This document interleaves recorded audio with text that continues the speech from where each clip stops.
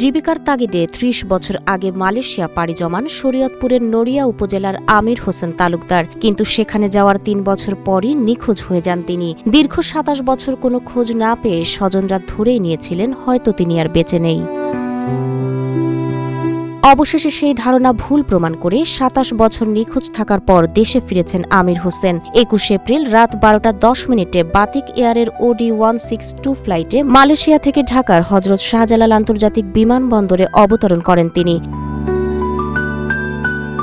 জানা যায় ১৫ বছর মালয়েশিয়ার জঙ্গলে কাটান আমির হোসেন। এ বিষয়ে ব্র্যাক মাইগ্রেশন ওয়েলফেয়ার সেন্টারের কর্মকর্তা বলেন, ৩০ বছর আগে মালয়েশিয়া পাড়ি জমানোর পর প্রথম ৩ বছর পরিবারের সঙ্গে নিয়মিত যোগাযোগ ছিল আমিরের। পরবর্তী ২৭ বছর তার কোনো খোঁজ পায়নি পরিবার, যার কারণে সময়ের সঙ্গে সঙ্গে স্বজনেরা প্রায় ধরেই নিয়েছিলেন হয়তো তিনি আর বেঁচে নেই।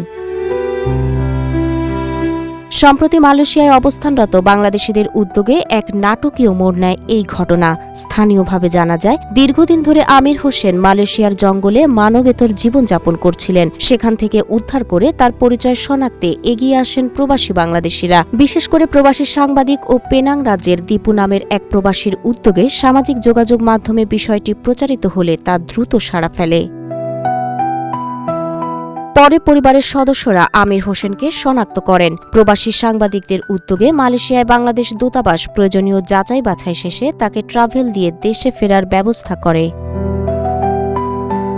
আমির হোসেনের দেশে ফিরে আসা শুধু একটি মানুষের নয়, বরং একটি পরিবারের বহু বছরের অনিশ্চিত অপেক্ষা, বেদনা ও আশার অবসান।